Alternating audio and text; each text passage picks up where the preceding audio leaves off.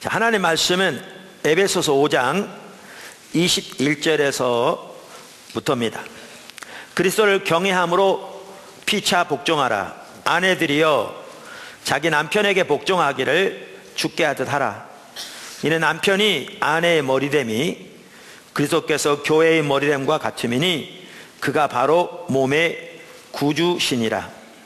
그러므로 교회가 그리스도에게 하듯 아내들도 범사에 자기 남편에게 복종할지니라. 남편들아 아내 사랑하기를 그리스도께서 교회를 사랑하시고 그 교회를 위하여 자신을 주심같이 하라. 이는 곧 물로 씻어 말씀으로 깨끗하게 하사 거룩하게 하시고 자기 앞에 영광스러운 교회로 세우사 티나 주름 잡힌 것이나 이런 것들이 없이 거룩하고 흠이 없게 하려 하심이라. 이와 같이 남편들도 자기 아내 사랑하기를 자기 자신과 같이 할지니 자기 아내를 사랑하는 자는 자기를 사랑하는 것이라. 아멘. 오늘 뭐 주례하는 것 같죠? 우리가 그 주일 낮 시간을 통해서 이 관계 중심 전도 이 책을 가지고 공부하고 있습니다. 오이코스별로 지금 우리의 위대한 구원을 살펴보고 있고 마치는 대로 이제 이 책을 가지고 여기서 배운 것들을 또 같이 배워가면서 이렇게 실습하면서 나누고 할 것입니다.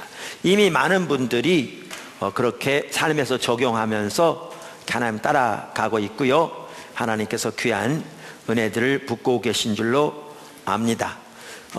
우리 지체들이 모두가 다 그렇게 했으면 좋겠습니다. 아멘. 그래서 이 관계 중심 전도를 통해서 두 가지를 배우기 원합니다. 하나는 하나님 중심적인 관계, 정말 중요합니다.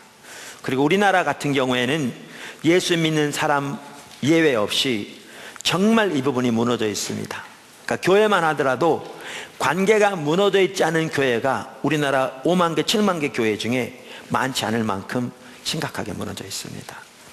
그래서 이 부분을 하나님 중심적인 관계를 반드시 배워야 합니다. 더 나아가 우리는 관계를 통한 전도, 관계 중심적인 전도를 배우기 원합니다. 그래서 관계 중심 전도를 이 책에서는 7단계로 요약하고 있습니다. 첫째는 바로잡기. 나와 하나님과의 관계, 나와의 관계, 나와 다른 사람의 관계가 먼저 올바로 되어야 한다는 거죠. 그래야 나를 통해서 복음이 나눠질 수 있다. 그래서 바로잡기. 두 번째는 조사, 설문. 하나님이 내 관계의 동심원 안에 두신 분들, 나의 가장 가까운 가족부터 전혀 모르는 사람 중에 하나님이 내 삶에 인도하신 사람까지 이렇게 7단계로 나눠서 이제 조사하는 것을 말합니다. 저기 가운데 건물에 가시면 이렇게 조사표가 있으니까 구입하셔서 이렇게 활용하셔도 되고 여러분이 그냥 노트를 사용하셔도 됩니다. 이미 하고 계신 걸로 믿고요. 안 하신 분들은 지금이라도 꼭 이렇게 조사부터 시작하시고요. 세 번째는 기도입니다. 하나님 우리의 기도를 응답하시기 때문에. 네 번째는 다리 놓기. 다섯 번째는 사랑의 표현 혹은 사랑의 섬김. 여섯 번째는 제사 삼기. 일곱 번째는 다시 시작하기. 근데 지난주에 2주간에 걸쳐서 이제 사랑의 섬김, 사랑의 표현에 대해 살펴봤습니다. 오늘 한 주 더 그 부분을 살펴보기 원하는데요. 이렇게 사랑으로 섬기되 그 사랑의 섬김을 어디서부터 해야 되느냐? 가정에서부터 해야 한다. 가장 가까운 가족에서부터 해야 한다. 그러니까 관계의 원을 따라 사랑하는 것을 우리가 해야 한다. 이 부분을 오늘 살펴보려고 합니다. 이 책의 저자인 오스카 탐슨 박사도 가족들이 다 예수 믿는 분이었습니다. 당연히 아내도 또 외동딸도 어머니도 아주 신앙이 좋은 분들이었습니다. 그러니까 이제 어떤 분들이 이렇게 말할 수 있는 거죠. 우리가 관계 중심 전도를 배우면서 불신자들에게 이렇게 아까도 나눈 대로 그렇게 사랑하고 섬김으로 또한 그들에게 복음을 전함으로 예수님께 인도하는 관계 중심 전도를 배우면서 이미 가족들이 다 예수 믿지 않느냐 이렇게 말할지 모르는데 이에 대해서 이 저자는 이렇게 말합니다. 당신의 원이, 여기는 이제 가족이죠. 원이에는 믿지 않는 사람이 없지 않습니까? 라고 물을 수도 있다. 맞는 말이다. 하지만 동심원 2에 있는 이들을 사랑하지 않고는 동심원 7에 있는 사람들을 결코 사랑할 수 없다. 가장 가까운 가족부터 사랑하기 시작해야 한다는 거죠. 주님은 우리에게 구원받은 자와 잃어버린 자를 모두 사랑하는 방식을 명하셨다. 나의 동심원 2는 다른 이들의 필요를 채워줌으로써 그들을 사랑하는 훈련을 하는 것이다. 또한 우리 가족들이 각자 자신들의 관계의 동심원 안에 있는 사람들의 필요를 채워줌으로써 사랑을 보이는 법을 배울 수 있도록 내가 돕는 자리다. 뭔 말인지 잘 모르셨죠? 이런 내용입니다. 가장 가까운 가족부터 사랑하지 못하면 다른 사람 사랑할 수 없다. 올바로. 그러니까 우리가 사랑으로 섬기되 가장 가까운 가족부터 시작해야 한다. 그러니까 동심원을 따라 사랑해야 한다. 그러면서 아주 중요한 이 두 개념을 여기에 지금 말하고 있습니다. 반복적으로 나오는 게 뭐냐면 가정은 학교다. 학교다. 제가 아까 일부 예배 시간에도요, 마치고 기도하는데, 설교 마치고 하나님 그런 마음을 주셨어요. 가정을 위해 정말 하나님께 감사하기를 원하는. 우리가 어떨 때는 나에게 가정을 주신 것을 당연하게 여기는 경우가 있는 것 같아요. 그게 정말 하나님의 귀한 축복인데, 그래서 이 가정을 주신, 아내를 주시고 남편을 주시고 부모를 주시고 자녀를 주신 그 하나님께 정말 감사하는. 그런데 이 가정이 훈련소라고요. 학교라고요. 뭐를 배우는 학교? 관계를 배우는 학교라고요. 관계를 배우는. 지금 우리가 반복적으로 나오는 이 가치관의 바탕에 깔려있는 게 뭐냐면 사랑은 상대방의 필요를 채우는 것이다 라는 거죠. 그러면 가정은 이런 학교라는 겁니다. 여러분이, 우리 모두가 이 가치관을 분명히 가졌으면 좋겠어요. 가정은 내가 우리 가족들의 필요를 채움으로 그들을 사랑하는 것을 배우는 학교고요. 가장 먼저 우리 모두가. 또 하나는 그 가족들로 하여금 그들의 동심원 안에 있는 사람들을 그들의 필요를 채움으로 사랑하는 삶을 살도록 돕는 학교입니다. 두 가지. 아멘. 하나님 우리에게 놀라운 가정의 축복을 주셨는데 이 가정은 학교로서 이 두 가지를 위한 학교라는 사실을 우리 각자가 기억하고 그대로 실천할 때 우리 가정은 하나님이 의도하신 정말 복된 가정이 될 줄로 믿습니다. 그런 가정들이 다 되기를 주님의 이름으로 축원합니다. 자, 그러면서 이제 가정에는 가장 먼저 누구가 있냐면 부부가 있습니다. 물론 결혼하지 않은 분들은 이제 부모와 자녀의 관계가 있겠지만 결혼하신 분들은 가장 먼저 부부가 있습니다. 자녀보다 부모보다 남편과 아내가 있습니다. 배우자를 사랑하는 삶을 배워야 합니다. 사랑은 뭐라고요? 상대방의 필요를 채우는 것이다. 하나님께서 각 사람들을 세우세요. 이런 사람 이 분야에 정말 세우셔서 귀한 열매를 맺게 하시고. 근데 이 오스카 탐슨 박사 같은 경우에는 하나님께서 이 부분에서 참 귀하게 세우셨어요. 하나님이 세우셨어요. 은혜를 부으시고. 그래서 우리가 그러한 부분들을 배우는 거죠. 그런데 이분이 자기 아내에 대해서 이렇게 얘기해요. 아내에 대해서. 그러니까 이런 부분을 우리가 배워야 돼요.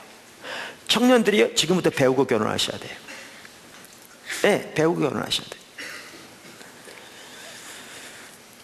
자, 읽어볼게요. 가족의 필요를 채우기 위해 매일 내가 어떤 노력을 하는지 이야기해 보겠다. 먼저 나는 매일 자문한다. 자기에게 묻는다는 거죠. 내 아내 캐롤린을 위해 내게 맡겨진 책임은 무엇인가? 하나님은 나를 내 아내의 삶 가운데 두셨고, 나는 아내와 나와의 관계에 대한 하나님의 조건을 받아들였다. 언제 받아들였죠? 결혼 선서하는 그날. 하나님의 조건대로 이 관계를 유지하기로 선서한 거잖아요. 받아들였다. 그러면서 이렇게 나는 아내의 필요가 무엇이든 그 필요를 채우기 위해 존재한다. 이게 우리가 가져야 할 자세예요. 이게 가져야 할 자세. 제가 이렇게 얘기했더니 어떤 자매가 웃었어요. 지금 아직 미혼인데 아마 이렇게 했던 것 같아요. 그런 신랑 만나면 좋겠다. 좋죠. 근데 조금 이따 나오는데요, 여기서 중요한 게 뭐냐면 우리 각자가 이렇게 사랑해야 돼요. 우리 각자가 이렇게 사랑해야 돼요. 그게 핵심이에요.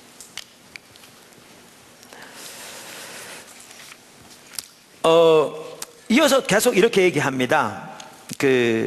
탐슨 박사가 아내 캐롤린에 대해 좀 더 얘기해 보겠다 그러면서, 나는 캐롤린을 사랑한다 때문에 아내를 위해 기도하며 하나님께 묻는다.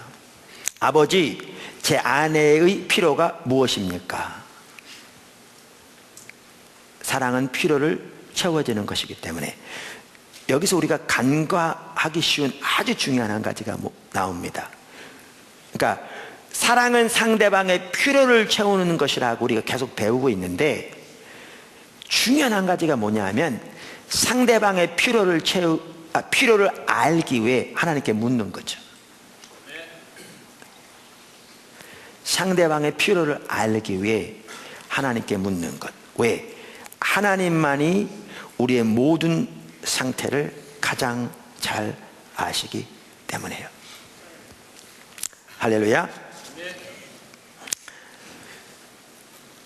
그런데 우리 믿는 가정에서도요, 우리가 반복적으로 나오지만 이 하나님 중심적인 관계가 되지 않으면 가정이 하나님의 축복이라보다도 저주가 됩니다. 에덴 동산과 같은 그러한 생명이 넘치는 풍요가 돼야 되는데 단순히 돈이 많다는 게 아니라 사막이 돼버리는 거죠. 하나님 중적인 관계가 되지 않으면, 예수를 믿어도. 그러면서 이 책에서 이렇게 얘기하거든요. 그리스도의 결혼이라는 그 소제목을 달아놓고, 예수님이 말씀하신 사랑이 무엇인지 우리가 제대로 이해하지 못하기 때문에 삶에 문제가 발생한다. 우리는 이렇게 말한다. 나는 나를 사랑합니다. 나는 당신이 나를 행복하게 만들어줬으면 좋겠어요. 나를 행복하게 만들어주지 못하면 난 당신하고 헤어질 거예요. 이것은 그리스도인의 결혼이 아니다. 그리스도인의 결혼이란 내가 나 자신을 먼저 예수 그리스도께 내어드리고, 그리스도의 측량할 수 없는 사랑으로 그분이 제시하시는 조건에 따라 아내에게 혹은 남편에게 나를 내어주는 것이다. 그렇게 할 때 아내를 대하는 혹은 남편을 대하는 나의 태도는 그리스도가 교회를 대하시는 태도와 같아진다. 무슨 말 아시겠죠? 내 중심적 관계, 나를 위해, 내게, 이렇게 되면 그 관계를 파괴됩니다. 그러니까 하나님 중심적인 관계에서만 가정이건 사회건 국가건 온전히 세워질 뿐만 아니라 그게 축복이 되어지는 거죠. 축복이. 그래서 한편으로는요, 포도나무 교회에서 이런 부분들을 배워가면서 이렇게 열매가 많이 더 맺혀진 이유 중에 하나가, 우리가 기본적으로 하나님을 알고 존재를 다해 사랑하는 삶을 추구해 왔고 하나님 중심적인 삶을 추구해 왔기 때문에 이런 삶을 실제로 배워가는 것이 가능한 겁니다. 그 삶이 되지 않으면 절대 가능하지 않죠. 절대 가능하지 않죠. 그리스도는 교회를 사랑하셨고 교회를 위해 자신의 생명을 쏟으셨다. 그러면서 이렇게 말합니다. 여러분이 아직 미혼이라면 절대 수준을 이 밑으로 낮추지 말라. 이런 종류의 사랑 이하로 낮추지 말라. 100% 진심이다. 이것이 내 사랑스럽고 아름답고 놀랍고 신비한 아내와 나와의 관계다. 그러면서 자기 얘기하는 겁니다. 이런 관계가 되어져야 한다. 아멘. 자, 그러면서 이제 오늘 이 책에 보면요, 여러 가지 예들이 나옵니다. 제가 오늘은 가능하면 이 책에 나온 내용들을 나누고자 합니다. 그럼 어떻게 남편이 아내가 남편의 필요를 채울 건가? 그 뭐 수없이 많죠. 여기 책에 나오는 내용은 일상에 나온 아주 평범한 몇 가지 예입니다. 근데 우리는 이 부분이 참 낯섭니다. 우리나라 같은 경우에는요, 대부분의 경우는 이런 부분이 전혀 무장이 안 돼 있습니다.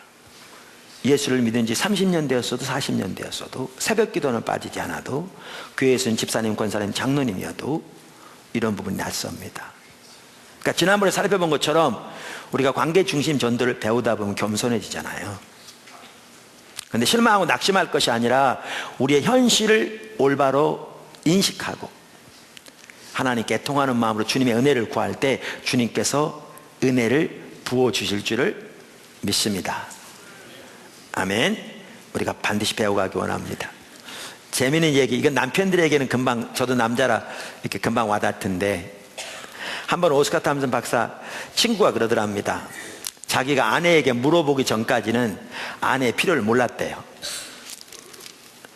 그래서 물어봤더니 아내는 정기적으로 집을 벗어나 쇼핑을 하기를 원하는 거죠.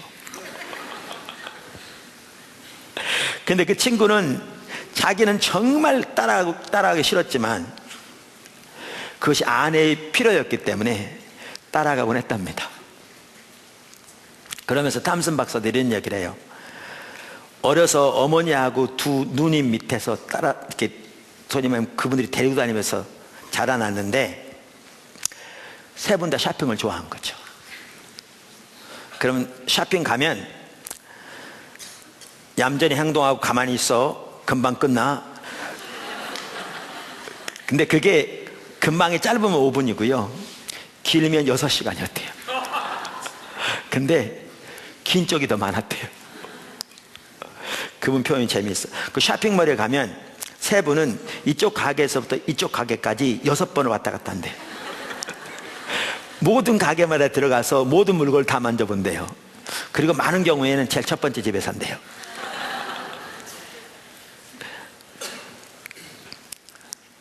탐슨 박사가 자기는 정말 쇼핑을 싫어하지만 함께 가주는 아내가 좋아하기 때문에 그 필요를 채우려고 노력한다. 아, 우리 남편들 사랑은 오래 참고를 수없이만 해야 되잖아요. 그죠?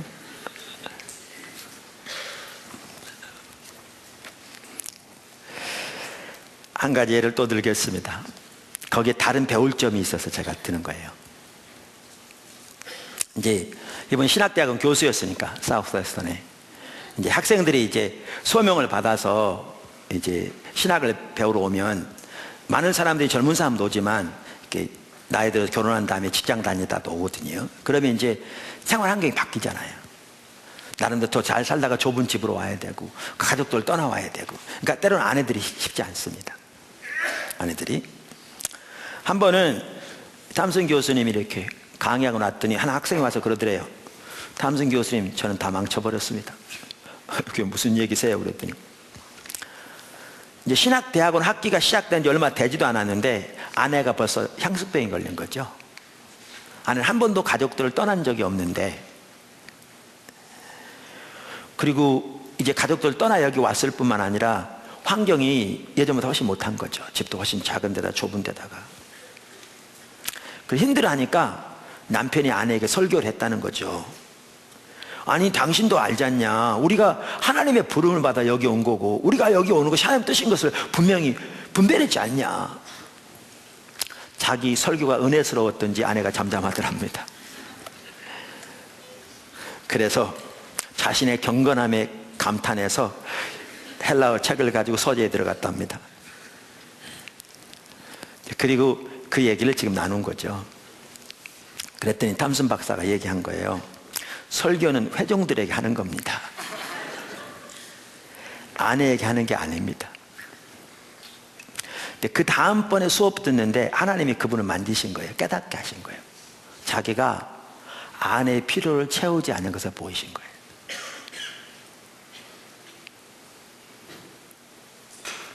그래서 그날 밤에 가서 아내에게 그랬대요. 여보, 날 용서해 주세요. 내가 너무나 눈이 어두워 당신의 필요가 무엇인지 알지 못했어요. 그랬더니 아내가 그러더랍니다. 여보, 나는 그저 새로운 도시와 새로운 삶이 두렵고 외롭고 불안했던 거예요. 내가 바랐던 건 당신이 나를 꼭 안고 여보 아무 일 없을 거야 라고 말해주는 것 뿐이었어요.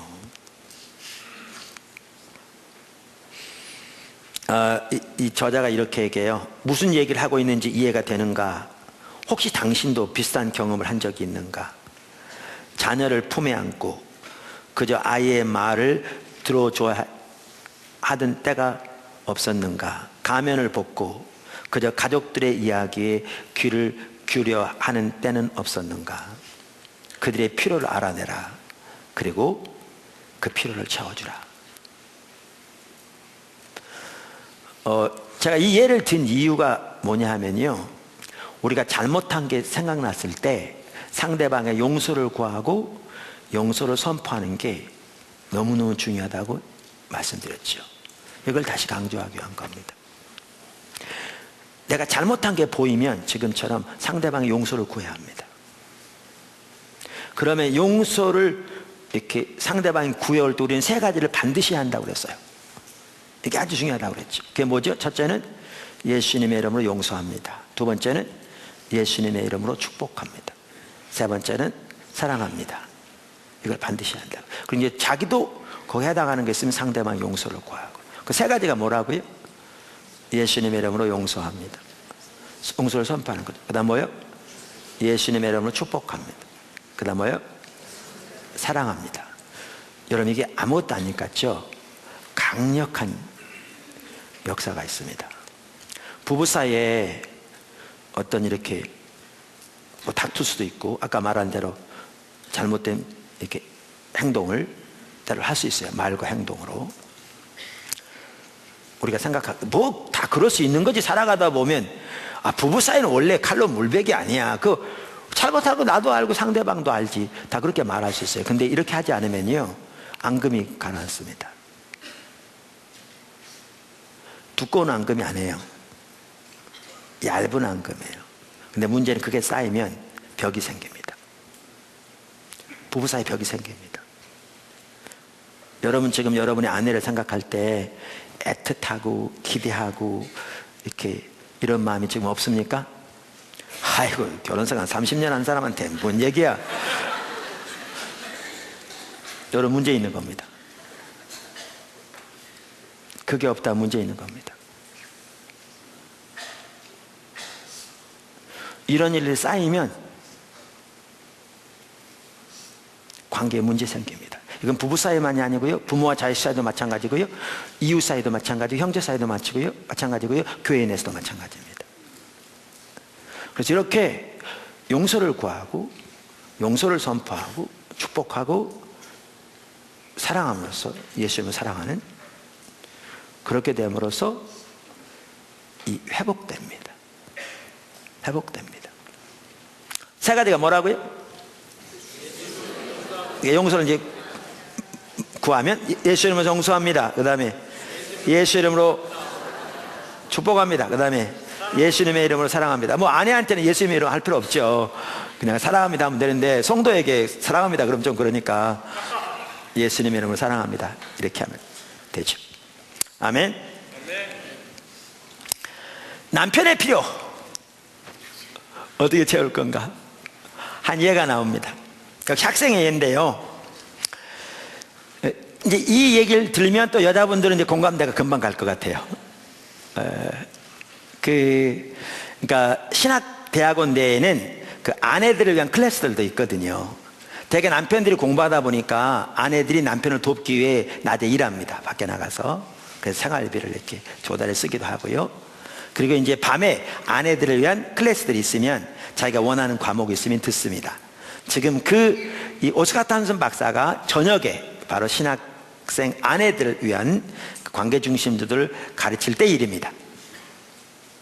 한 번은 한 자매가 왔는데 그 자매가 힘든 거죠. 왜냐하면 남편은 한 과목만 듣는데요, 과목을. 그러니까 사실 일주일에 한 과목 들으니까 시간이 많죠. 근데 자기는 이제 하루 종일 밖에서 일하고요, 저녁에 오면 이제 요리를 차려서 이렇게 남편 주고요, 그리고 공부하러 온 겁니다. 근데 남편이 좀 태워다 줬으면 좋을 텐데 싫어하는 것 같아서 걸어온 거죠. 기숙사에서 교실까지. 근데 그날 이 관계중심 전도 강의를 듣는데 집에 걸어가는 중에 계속 마음에 무슨 말이 떠오르냐면, 사랑은 상대방의 필요를 채우는 것이다. 사랑은 상대방의 필요를 채우는 것이다. 사랑은 상대방의 필요를 채우는 것이다. 이게 떠오르는 겁니다. 집에 딱 문 열고 들어갔는데요, 남편이 소파에 쫙 누워서 이렇게 누워 앉아가지고 미식 축구를 보고 있는데, 저녁에 음식 먹었던 설거지 전혀 안 돼가 탁자에 그대로 있고요, 방안이 거의 쓰레기장 수준인 거예요. 이러면 이제 여자분들은 금방 알겠죠. 이게 이제 도우려고 그러는 거죠.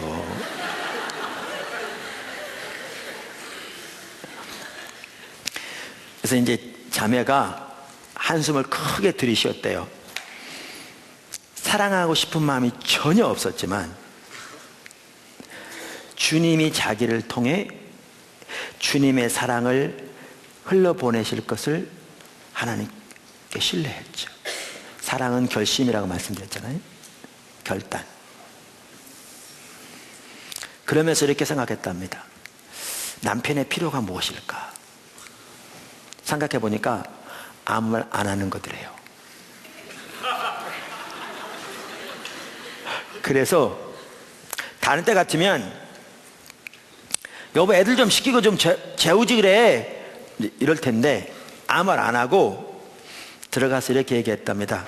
안 그래도 하루 종일 애들이 보고 싶었는데 오늘 애들 시키면서 많이 볼 수 있겠다. 그리고 옷을 갈아입으러 갔더니 벌써 욕조에서 물소리가 나더랍니다. 남편이 애들을 시키고 있는 거죠. 그래서 이제 옷 갈아입고 나왔더니 남편이 이게 좀 물기 좀 닦아줘, 내가 다리에 씻길게 그러더래요. 이 자매가 한 얘기가 이거예요. 그렇지 않아도 그동안 부부 사이에 좀 신경이 날카로워가지고 곤두서 있었답니다. 그동안. 그러니까 관계가 원만하지 못한 거죠. 근데 이 사건을 통해서 모든 긴장감이 순식간에 사라져버리고 관계가 회복된 거죠. 사랑은 상대방의 필요를 채우는 것이죠. 그러면서 과거에 나왔습니다마는 탐슨 박사는 이 얘기를 합니다. 이건 너무나 중요한 말인데요, 부부 사이 얘기인데 경고의 말 한마디, 그러면서 이렇게 말합니다. 관계에 있어 정말 중요한 한 가지를 나누고자 한다. 남편들이여 아내들이여 이 경고를 진지하게 받아들이라. 밑줄 치라. 기억하라. 이렇게 말합니다. 그러면서 이렇게 말합니다.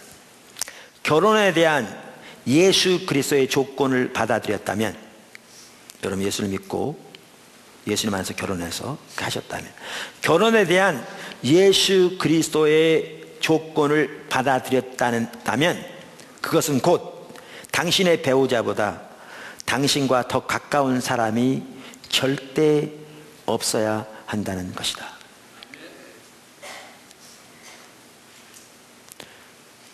앞에서 나왔었잖아요. 부부 사이에 파탄 내려면 남편이 모르는 여러분의 깊은 얘기를 다른 사람과 하라고요. 부부 사이에 쪼개고 싶으면 아내보다 남편보다 친구를 더 사랑하라고요. 밑줄 치라 외우라고 그랬으니까 다시 한번 읽어볼게요. 결혼에 대한 예수 그리스도의 조건을 받아들였다는 것은 곧 당신의 배우자보다 당신과 더 가까운 사람이 절대 없어야 한다는 의미이다. 아멘. 그래서 이렇게 말합니다. 친구든 친지든 당신의 배우자보다 당신과 더 가까워지게 됐다면 당신의 관계가 뭔가 크게 잘못됐다는 뜻이다. 그래서 자녀는 부모를 떠나야 한다. 자녀가 부모를 떠나는 시점이 오기 전까지는 부모와 자녀의 관계가 가장 가까운 관계다. 하지만 결혼은 부모와 자녀의 관계를 바꾼다. 결혼한 다음에는 부모와 자녀보다 부부 사이가 훨씬 더 가까워야 한다, 그 말이죠. 이를 깨닫지 못하는 사람들이 있다. 하지만 이것은 부부관계에서 너무나 중요하다. 아멘.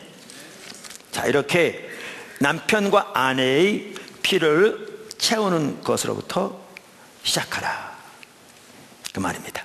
할렐루야. 두 번째, 자녀들의 필요 채우기. 자녀들의 필요 채우기. 그렇다면 자녀와의 관계는 어떤가? 자녀들의 필요는 무엇인가? 그러니까 가정은 뭐라고요? 학교라고요. 아까 말씀드렸죠? 두 가지. 가정은 학교인데 뭐를 배우는 학교? 관계를 배우는 학교. 그 다음에 사랑은 상대방의 필요를 채우는 것이다. 그래서 두 가지가 뭐라고 그랬죠? 가족들의 필요를 채움으로 내가 그들을 사랑하는 것을 배우는 것이 가정이고요.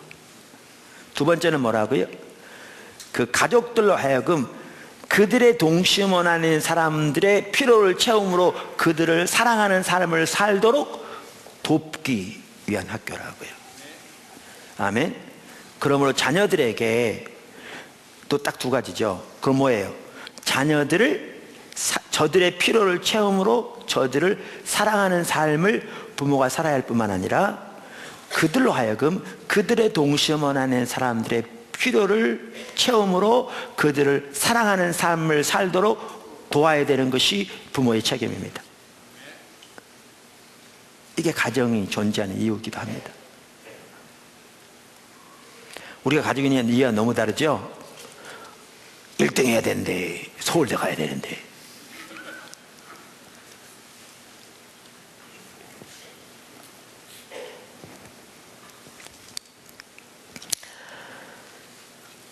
그러면서 이 저자가 이런 걸 잘하더라고요. 아까 기도해야 된다고 그랬잖아요. 그러니까 그분에게 외동딸이 있는데, 외동딸의 좋은 얘기도 많지만 여러분 책 읽어보시고요. 근데 자녀의 필요를 위해 기도하는데 필요를 알려면 어떻게 해야 되겠어요? 기도하잖아요. 그러면서 들어보십시오. 다마리스를 위해 기도할 때면 나는 내 딸의 필요를 생각한다. 그리고 자문해 본다. 다마리스에게 영향을 끼치는 사람들은 누구일까?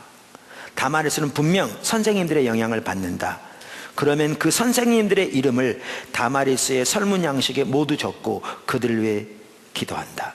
자녀의 삶의 권위를 가진 사람들을 위해 기도하라. 당신의 자녀들이 분명 그들의 영향을 받을 테니 말이다.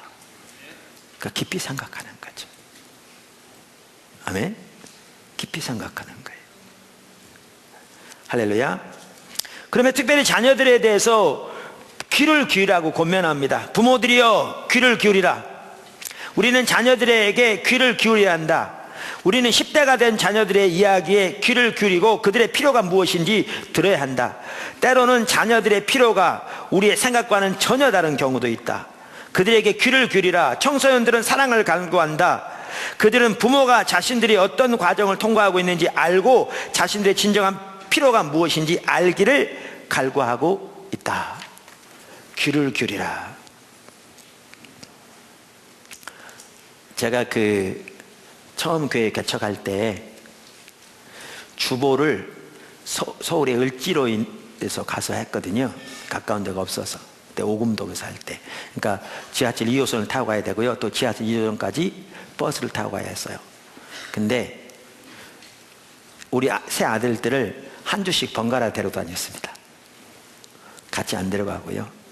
둘이 가면서 포장마차에서 떡볶이도 사 먹고요. 오뎅도 사 먹고 왔다 갔다 하는 길에 그때 많은 이야기들을 나눴고요. 아이들이 참 좋았던 것 같아요. 여러분의 자녀들과 한번 그런 시간을 가져보세요. 컸어도요. 한번 얘기를 들어보세요. 둘이만 있는 시간 한번 가져보세요. 어떨 때는 부모와 자녀 같이 있지 말고요. 아버지가 자녀만 데리고 가보시고요. 어머니가 자녀만 데리고 가보세요.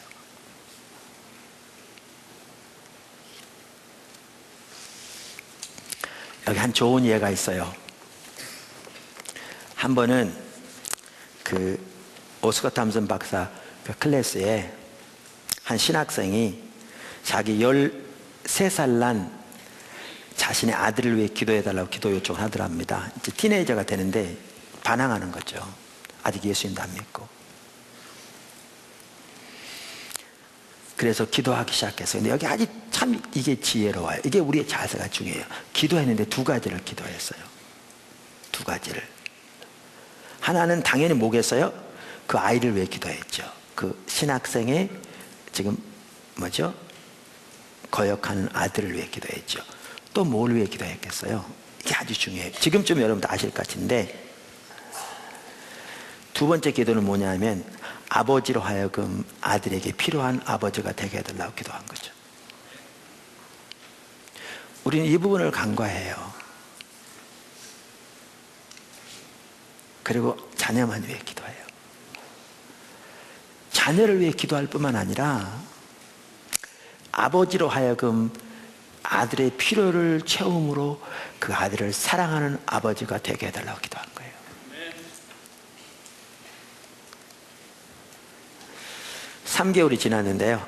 그 학생이 와서 간증하더랍니다. 그렇게 사랑하기 시작한 거죠. 사랑하기.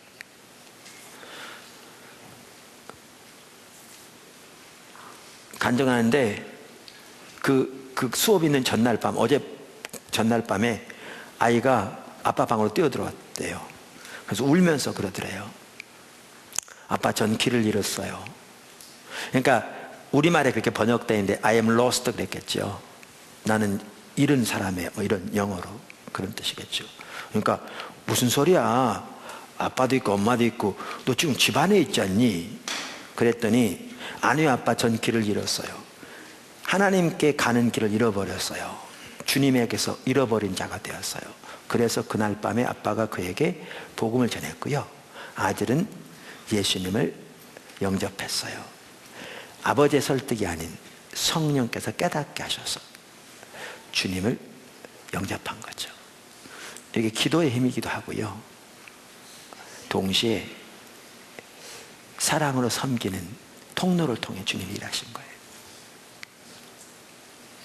할렐루야.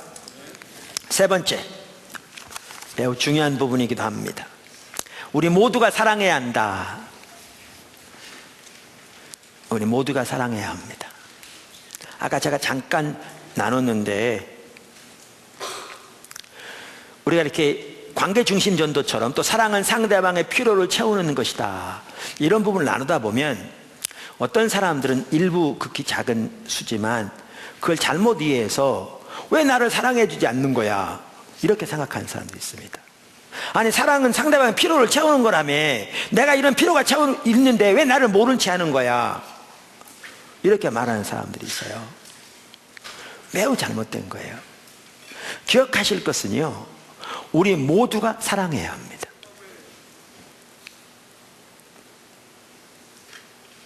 우리 모두가 사랑해야 돼.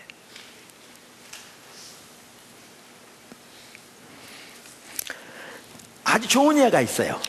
제가 그 예를 이렇게 얘기해 볼게요. 그 오스카 탐슨 박사님이 목사로 있을 때 어느 날 저녁 시간인데 고등학교 3학년 애가 여자아이인데 빨간 머리에다가 활달한 성격에 절대 기죽을 것 같지 않은 아이가 들어오더니 소파에 딱 앉더랍니다. 그러면서 마치 연기를 하는 것처럼 눈물을 몇 방 흘리더래요. 그러면서 그러더래요. 탐슨 목사님, 전 불행해요. 그게 무슨 말이야? 아무도 절 사랑하지 않아요. 그러니까 이제 위로할 줄 알았는데 다 가족들 아니까 그게 무슨 얘기야? 브렌다, 너희 부모님을 내가 아는데 너희 부모님이 요즘 새로운 일을 시작해서 바쁠지 모르지만 너를 사랑하는데 그게 무슨 얘기야? 친구들도 내가 아는데 널 사랑하는데 그랬더니 그러더래. 아니요, 저를 사랑하지 않아요. 아무도 저를 사랑하지 않아요. 제가 지금 죽는다고 해도 저를 아무도 신경 쓰지 않을 거예요. 그러더래요. 그러니까 이제 이분이 돌직구를 날린 겁니다. 이 목사님이. 브렌다, 한 가지만 물어보자. 너 예수님 믿니? 너 구원 받았니? 그러니까 놀랬겠죠. 아니, 아시면서 뭘 물어보세요. 그러더래요. 근데 이게 이제 결정타입니다. 목사님이 그랬어요. 성경 어디에 다른 사람이 너를 사랑해야 마땅하다고 써있니? 충격인 거죠. 성경 아무에도 써있지 않거든요. 성경에는 우리에게 다른 사람을 사랑하라고 써있지, 다른 사람이 나를 사랑해야 마땅하다고 써있는 장소가 한 군데도 없거든요. 돌직구를 날린 거죠. 그랬더니 이제 당황해서 그게 무슨 말씀이세요? 그러더래요. 그래서 제가 이거 중요한 얘기 때문에 그냥 그대로 읽어볼게요. 너는 하나님의 섭리 가운데 다른 이들에게 사랑을 흘러보내는 통로로 지음받았다. 문제는 내가 그 사랑이 잘못된 방향으로 흘러가기를 바란다는 거지. 사랑은 내게 상대방에 나가야 되는데 지금 상대방이 내게 들어오게 하려고 방향을 잘못 돌리고 있다는 거죠. 그래서 내가 그렇게 불행하다는 생각을 하게 된 거란다. 내가 원래 지음받은 대로 사랑이 제대로 된 방향으로 흘러가게 되면 아마 그런 생각을 들지 않을걸? 사랑은 내가 하는 거야. 사랑을 받기만 하는 사람 안에는 물이 고여 썩은 웅덩이가 생겨. 내가 지금 그런 게 아닌가 싶다. 이제 내가 가서 사람들을 찾아보고 그들의 필요를 채워주렴. 그 사람들을 반드시 좋아해야 하는 건 아니야. 그들을 사랑하면서 만족감을 느끼지 않아도 괜찮아. 아무런 감정이 느껴지지 않아도 괜찮아. 다만 내 마음에 결단하렴. 사랑하는 하나님, 내 삶에 하나님이 어떤 사람을 보내주시든지 제가 그들의 필요를 채우겠습니다 라고 말이야. 내일 당장 주님이 너를 쓰실 수 있도록 너를 내어드리렴. 주님과 단둘이 있는 시간을 가져라. 그리고 내가 만날 누군가의 필요를 채워주어라. 그러면서 물었답니다. 혹시 정말 사랑하기 힘든 사람이 있니? 그랬더니 주디요 그러더래요. 그래서 주디가 누군데 1학년인데 정말 바보 같아요. 스쿨버스를 같이 타는데 짜증나요. 뭐가 짜증이 나니? 매일 45분 동안 버스를 타야 하는데 버스 안에서 끝없이 떠들어요. 그 애가 떠드는 소리는 정말 듣기 싫거든요. 그런데 3학년인 나에게도 수다를 떨면서 도대체 떨어지질 않아요. 그래서 목사님이 그랬답니다. 알 걸 다 아는 3학년이 언니로서 1학년을 좀 도와주어라. 그러면서 필요를 채워준 걸 해보라고 고민한 겁니다. 그 다음 주에 주일날 와서 이 아이가 목사님에게 한 얘기입니다. 다음은 목요일날 버스를 탔대요. 그 주디라는 아이가 여전히 올라오던 자기 옆자리에 앉더래요. 그러면서 끊임없이 떠들기 시작하는 거죠. 표현에 정말 짜증났대요. 죽기보다 싫었지만 하나님 앞에 기도했대요. 하나님, 정말 죽기보다 싫지만 이 아이의 필요를 채워주겠습니다. 그리고 가만히 생각해 보니까 그 아이의 필요는 들어주는 거더래요. 그래서 고개를 돌려서 얼굴을 쳐다봤대요. 정식으로. 처음으로 얼굴을 쳐다봤대요. 듣기 위해서. 그랬더니 제가 읽어보겠습니다. 그렇게 얼굴을 들여다봤더니 이전에는 전혀 볼 수 없었던 작은 얼굴이 눈에 들어오는 거예요. 입으로는 끊임없이 수다를 떨지만 그 아래에는 상처받고 아파하는 작은 소녀가 있다는 걸 깨달았어요. 그래서 얘기하다 물은 겁니다. 주디야, 네 언니나 오빠, 엄마나 아빠에 대해서 좀 얘기해 줄래? 그랬더니 갑자기 조용해지더랍니다. 그러면서 이렇게 말하더랍니다. 언니, 사실 엄마랑 아빠랑 이혼하실 거래요. 너무 무서워. 우리 가족은 다른 데로 이사 가야 한대. 세상이 무너지는 것 같아. 얘가 이제 목사님께 한 얘기예요. 그 아이가, 목사님, 전 그저 듣기만 했어요. 제가 할 수 있는 일은 그거밖에 없는 것 같았어요. 하지만 순간 그 작은 아이의 필요를 채우기 원하시는 하나님의 사랑이 저를 통해 흘러가는 걸 느꼈어요. 저는 주디를 안아줬어요. 그리고 학교에 도착할 때까지 그 아이와 계속 얘기했어요. 버스에서 내리고 나서 주디가 가방을 바닥에 내려놓더니 저를 안으며 말했어요. 브렌다 언니, 정말 사랑해요. 사랑은 상대방의 필요를 채우는 겁니다. 근데 이제 그때부터 이 아이가 신났어요. 그래서 다른 사람의 필요를 찾아 나서기 시작했어요. 옛날에 바뀌지 말려고 했는데, 집에 들어왔더니 중학교 1학년 남동생이 쓰레기장처럼 다 어지러 놓고 뽀빠이 만화 영화를 보고 있더랍니다. 텔레비전. 그래서 물었대요. 너 그거 옛날에 한번 봤던 거 아니야? 그랬더니 지금 17번째야? 그랬더니 오늘 숙제 없니? 그랬더니 수학 숙제가 있는데 어떻게 하는지 도무지 모르겠어. 그래? 그럼 일단 부엌으로 숙제 가지고 와. 내가 도와줄게. 그랬더니 이 브렌다의 표현을 빌자면 그 남동생 킴의 눈이 송아지 눈처럼 커졌답니다. 그런 적이 없었던 거죠. 그래가지고 그날 숙제 다 도와주고요. 같이 방 다 치우고요. 부모님 지금 일하고 계신데 늦게 들어오시니까 반찬 만들어가지고 밥 만들어가지고 요리해가지고 테이블에 올려놓고요. 그리고 샤워하고 잠자리에 누웠는데 엄마가 와서 자기 전에 꼬꾸로 하면서 그러더랍니다. 우리가 바빠서 너를 못 들어봤는데 우리가 너를 사랑하는 너 알지? 사랑은 주는 겁니다. 그러니까 우리 모두가 사랑하는 겁니다.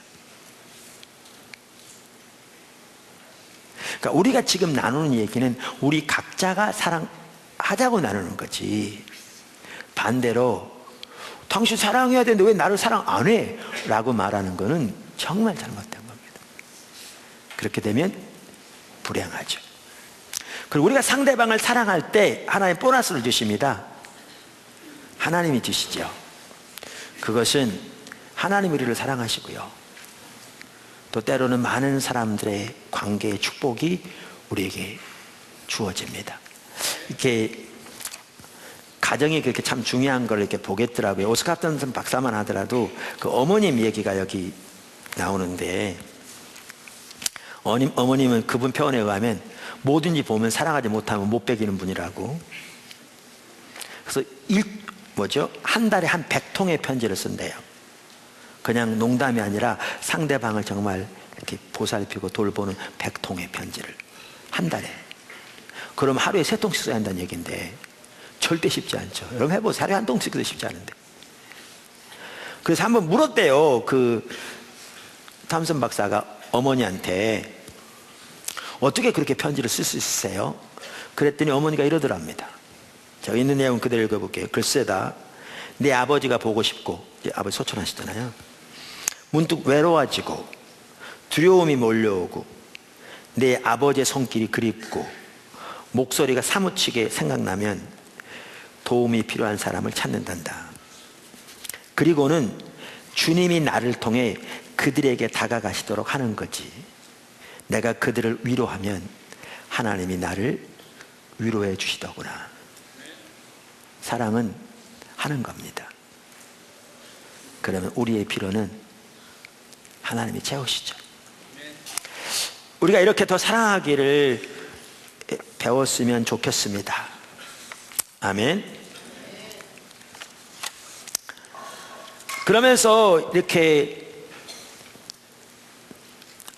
그러니까 이런 게 참 중요해요. 목회뿐만 아니라 우리의 신앙생활에서, 또 우리의 가정에서, 직장에서도 우리가 사랑하는 삶을 살아야 되는데 상대방을 볼 때 하나님의 관점에서 보는 게 중요해요. 하나님의 관점에서. 그러니까 은사가 다르잖아요. 탐슨 박사는 그렇게 얘기하더라고요. 자기는 다스림의 권세 이런 건 없다고. 그런데 자기에게는 긍휼의 은사가 있다고. 그러면서 뭐라고 그러냐면, 자기가 강의를 시작하다 보면 30분만 지나도 그 교실에 앉아있는 사람들이 마음을 아파하고 있는 사람이 있으면 금방 다 알 수 있다고. 은사가 그렇잖아요. 그러니까 하나님의 관점에서 상대방을 보는 게 참 중요한데, 하나님의 은혜를 구해야 되는 거죠. 그러면서 이렇게 얘기해요. 사람들은 아파하고 있다. 예를 들어서 예를 들어 조그만 시골 학교 1학년 때 6학년 같이 있는 학교에 어떤 좀 개구쟁이가 있었는데 밖에 나가서 벌을 잡아가지고요, 애들 이렇게 장난감 같은 거 숨겨놓은 통에 담았는데 호두머니 놓고 다 안전바람이 열려가지고 벌이 날아간 거예요. 그러니까 이제 뒤에서 벌을 잡으러 난리인데 선생님은 너 가만히 있어. 그러니까 계속 벌 잡으러 다니잖아요. 그러니까 가만히 있으라니까 너 왜 자꾸 돌아다니는 거야. 그러니까 이 아이가 그랬다는 거죠. 선생님, 이 뒤쪽에 선생님이 전혀 모르는 일이 지금 벌어지고 있는데요. 그런 일이 있다는 거죠. 우리의 눈에 보이는 것과 같은 다른 일들이 저들 속에 일어나고 있을 수 있다는 거죠. 당신을 정말 짜증나게 하는 사람에게 다가갈 때나, 사랑하는 사람이나 친구가 좋지 않은 반응을 보일 때 그들을 위해 기도하라. 당신이 전혀 알지 못하는 일이 그들의 삶에 벌어지고 있을지도 모른다. 그들에게는 맞받아치는 말이 아닌 당신의 사랑이 필요하다. 그러니까 하나님의 관점에서 보는 게 필요한 겁니다. 상대방을. 아까 그 주디처럼 차만 타면 끊임없이 떠들어대는 그 표면적인 배우의 가지고 있는 그 상처와 아픔이 있는 그거를 볼 수 있는 눈이 우리에게 필요한 거죠. 주위 사람들의 필요에 민감해지라. 당신이 짐작조차 할 수 없는 일들이 그들에게 벌어지고 있는지도 모른다. 당신이 그들의 필요를 채워줄 수 있을지도 모른다. 외톨이라고 생각되는가? 아무도 당신에게 신경 쓰지 않고 아무도 당신을 사랑하지 않는다고 생각되는가? 우울한 마음이 드는가? 그렇다면 처방을 내려주겠다. 관계의 동심원 안에 있는 다른 사람들의 필요를 채우기 시작하라. 아멘. 네, 여기에 좋은 게, 중요한 게 있습니다. 나중에 가셔서 꼭 이 말을 잊어먹지 않으시면 좋을 것 같아요. 금문교회 금문교 위에 두 사람이 되지 말라, 그 얘기죠. 뭔 얘기냐? 어떤 사람이 미국 샌프란시스코 금문교회에서 투신자 살라고 서 있습니다. 그랬더니 다른 사람이 나는 저 사람을 설득할 수 있을 거라고 생각해서 올라갔습니다. 45분 동안 얘기를 나눈 뒤에 둘이 같이 뛰어내렸습니다. 이게 금문교회의 두 사람입니다. 이렇게 되면 안 된다는 거죠. 무슨 말이냐면, 상대방이 아픔과 이렇게 어려움 가운데 있을 때 자기가 가진 아픔과 슬픔을 내놔서 둘 다 그냥 빠져내린 것처럼 깔아앉는, 이거는 상대방을 돕는 게 아니라는 거죠. 상대방의 필요를 알아. 그래서 사랑이 나를 통해 그 필요를 채우도록 섬기라는 거죠. 아멘. 여러분, 상담할 때도요, 금문교회 두 사람 되면 안 돼요. 시험 드는 사람 주님께 세운다고 가가지고 부정적인 가치관만 동조하고 나서가지고 둘이 다 시험 드는 경우요, 적지 않아요. 금문교회 두 사람, 그 말을 꼭 기억하세요. 금문교회 두 사람 되지 마세요. 할렐루야. 마지막으로 교회에서 연습하기. 무슨 말이냐면, 우리가 이렇게 가정에서부터 가족들을, 그들의 필요를 체험으로 사랑하는 것을 배워서 이제 전혀 모르는 사람 중에 하나님 우리 삶 속에 들이시는 사랑까지 그렇게 사랑하기를 배워가야 되는데, 그것을 배울 수 있는 가장 좋은 환경 중에 하나도 교회입니다. 그래서 교회에서 사랑하는 것을 배워야 합니다. 포도나무 교회는 그렇지 않습니다. 그런데 교회들 자칫 잘못하다 보면 끼리끼리만 놉니다. 그래서 외부 사람 들어올 수가 없습니다. 우리끼리 놀 때는 안정감이 있습니다. 근데 저는 낯선 사람이 들어오면 불안감을 느낍니다. 그러니까 받아주지 않습니다. 누가 좀 교회에 오고 싶어도 들어올 자리가 없는, 이렇게 돼버리면요, 그 교회는 정체됩니다. 정체됩니다. 옳은 교회가 아니죠. 그러니까 이것이 탈피되어지려면 영혼에 대한 관심이 있어야 합니다. 민감함, 그들의 필요를 알기 원하는, 그리고 그리스도의 사랑이 나를 통해 그 필요를 체험으로 나타나기 원하는, 그걸 실천하는 삶이 우리에게 있어야 합니다. 포도나무 교회가 초기부터 그런 부분을 해왔는데요, 이 시점에서 우리가 더 그렇게 할 수 있기를 바랍니다. 제가 아까 말씀드렸잖아요, 교회도 보면 처음 방문한 분은 금방 알아요. 오늘도 한 분 있었는데 제가 이렇게 들어와 버려서 뭐 하는데, 오늘 어떻게 할지 모르거든요. 뻘쭘뻘쭘해요. 이렇게 낯설어하고 어떻게 할지 몰라요. 근데 많은 분들은 잘 안 보이는 것 같더라고요, 그게. 제가 한 번은 보니까 그렇더라니까요. 우리 포도나무 지체 한 명이 여기서 여기까지, 이쪽에가 우리 포도나무, 그러니까 그 다른 지체 5위코 식구예요. 이 중간에 수없이 많은 사람들이 있었어요. 그런데 그 사람 눈에는 이 사람은 아무도 안 보이는 거예요. 그리고 그 사람에게 달려가서 악수하는 거예요. 필요하죠. 왜냐하면 5위코스로서 가족으로 필요한데요, 문제는 그 사람밖에 안 보이는 거죠. 주변에 있는 수많은 사람들은 안 보이는 거죠. 거기에는 도움이 필요한 사람, 어떻게 할지 모르는 사람, 누가 좀 길을 인도해 줄 사람, 뭔가 좀 나누고 이렇게 도움이 필요한 이런 부분들이 있는데, 제가 주례를 여러 번 했잖아요. 근데 한 번 주례할 때는 좀 특이했는데, 이제 웨딩 마치 신부가 들어오는데요, 난 그런 적 처음 봤어요. 아주 보기 좋았어요. 여기는 아가씨들 있으니까 그렇게 하세요. 저기서부터 여기까지 오도록 눈을 신랑에게만 고정하고 다른 어디에도 보지 않고요, 신랑만 뚫어지게 쳐다보고 나오더라고요. 참 보기 좋았어요. 그러니까 신랑한테는 그렇게 하세요. 이렇게 결혼할 때는 또 그렇게 가족부터 사랑하세요. 그런데 우리가 영혼들을 사랑할 때 주변에 있는 사람들을 보는 눈이 우리에게 있어야 돼요. 관심을 가지세요. 그들의 필요에 예민하세요. 아멘. 우리가 포도나무 교회가 이렇게 사랑하는 것을 배워가기 시작하면, 지금까지 하나님께서 귀하게 함께 하셨지만 더욱 놀라운 은혜가 우리 가정에서부터 또 교회 안에, 또 우리를 통해서 주변으로 놀라웠게 흘러갈 줄로 믿습니다. 그러한 축복이 저와 여러분의 삶 속에 더욱 넘치게 되기를 예수님 축원합니다. 아멘. 기도하겠습니다.